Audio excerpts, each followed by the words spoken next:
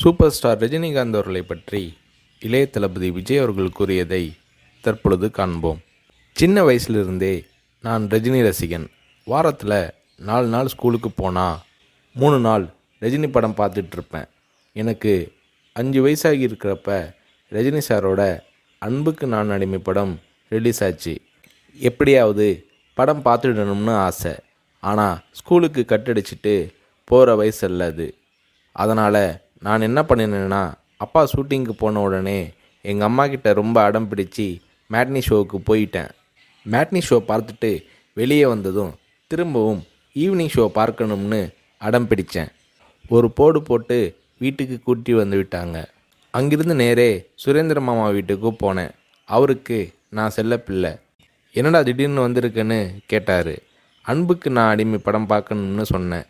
என்னடா திடீர்னு வந்து சொல்கிறானாரு. இல்லை, கண்டிப்பாக போகணும்னு சொன்னேன். சரி வா, அம்மா கிட்ட போய் சொல்லிட்டு போகலாம்னாரு.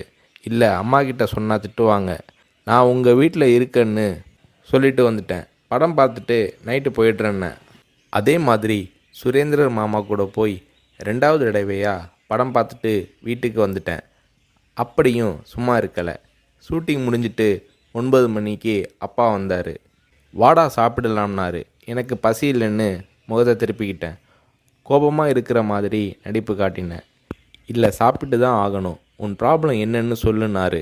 அன்புக்கு நான் அடிமைக்கு கூட்டிகிட்டு போனால் சாப்பிட்றேன்னு சொன்னேன். சாப்பாட்டை பரிமாறிக்கிட்டு இருந்த அம்மா என்னை பார்த்து, அட திருடா, என் கூட வந்து அந்த படத்தை மேட்னி ஷோவில் பார்த்துருக்குற மாதிரி முறைச்சி பார்த்தாங்க. சரி வந்து சாப்பிடுனாரு. சாப்பிட்டு முடித்ததும் நைட் ஷோவுக்கு கூட்டிகிட்டு போனார். உண்மையிலேயே அன்னைக்கு மேட்னி, ஈவினிங், நைட் ஷோன்னு 3 தடவை ரஜினி சார் படம் பார்த்தேன். படம் பார்த்துட்டு வந்ததும் அப்பா கிட்ட ஒரு அன்பு கட்டளை போட்டேன். நாளைக்கு நான் ரஜினி சாரை பார்க்கணும், அவர் கூட நின்று ஃபோட்டோ எடுக்கணும்னு சொல்லி அப்பாவோட கழுத்தை கட்டி பிடிச்சிக்கிட்டேன். அடுத்த நாள் காலை நானும் என்னோடய ஃப்ரெண்ட் கார்த்திக்கும் அப்பா கூட போனோம்.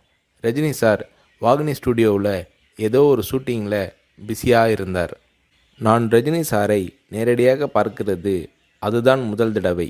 எப்படி ரஜினி சார்கிட்ட பேசுகிறதுன்னு பயந்துக்கிட்டு இருந்தேன். அவர் கூட்டிகிட்டு போய் அன்பாக பேசினார்.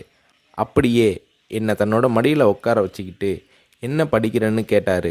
சொன்னேன், நான் உங்கள் கூட நின்று ஃபோட்டோ எடுக்கணும்னு சொன்னேன். சிரிச்சுக்கிட்டே என் கன்னத்தை தட்டி கொடுத்து எங்களை அணைச்சிக்கிட்டு ஃபோட்டோவுக்கு போஸ் கொடுத்தார். என்னால் மறக்க முடியாது அந்த இனிய நாளை, அவரது அன்பான அரவணைப்பை. வீட்டுக்கு வந்ததும், அப்பா நீங்கள் பெரிய டைரக்டர்னு சொல்கிறாங்க, ஆனால் என்னால் உங்களை டைரக்டராக ஏற்றுக்க முடியாது. எப்போ எங்கள் தலைவர் ரஜினியை வச்சு டைரக்ட் பண்ணுறீங்களோ அன்னைக்கு தான் உங்களை டைரக்டராக ஏற்றுக்குவேன்னு சொன்னேன். அப்பா என்னை பார்த்தாரு. ஒரு ஹிந்தி படம் டைரக்ட் பண்ணுறதுக்காக எங்கள் அப்பா பாம்பே போனார். எனக்கு ஹாலிடேங்கிறதால நானும் அம்மாவும் கூட போயிருந்தோம். மும்பையில் இருந்த ப்ரொடியூசர் பூர்ணச்சந்திர ராவ் எங்கள் அப்பாவுக்கு ஃபோன் பண்ணி கூப்பிட்டதும் அப்பா அவரை பார்க்க போனார். வரும்போது ரொம்ப சந்தோஷமாக இருந்தார். ஹோட்டலுக்கு வந்ததும் என்னை கூப்பிட்டு, விஜய், நான் டைரக்டர் ஆயிட்டேனாரு. ரஜினி சாரை நடிக்க வச்சு டைரக்ட் பண்ண போகிறேன்னாரு. அந்த படம் தான் நான் சிகப்பு மனிதன். நீங்கள் நம்புறீங்களோ இல்லையோ, அந்த படத்தை நான் 17 தடவை பார்த்தேன். நடிக்கணும்னு ஆசைப்படுறியே, உனக்கு நடிப்பை பற்றி என்ன தெரியும்னு எங்கள் அப்பா கேட்டதும் உடனே அப்போதே ஒரு சீன் நடித்து காட்டினேன். அது என்ன சீன் தெரியுமா? அண்ணாமலை படத்தில் ரஜினி சார் பேசிய பெரிய டைலாக் சீன். நான் ரஜினி ரசிகனாக இருந்ததால் அவரோட பல வசனங்களை மனப்பாடம் பண்ணி வச்சுருந்தேன். அதில் ஒரு வசனம்தான் எனக்கு உதவியது.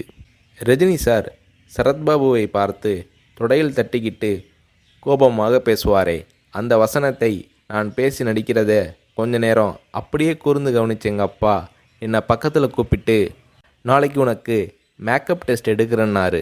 அவர் அந்த வார்த்தைகளை சொல்லி கை குலுக்கியதும் எனக்கு சிறகு முளைச்சி ஆகாயத்தில் பறக்கிற மாதிரி எல்லையில்லாத மகிழ்ச்சி பொங்கியது என்று நடிகர் ரஜினி அவர்களை பற்றி இளைய தளபதி விஜய் அவர்கள் கூறுகிறார்.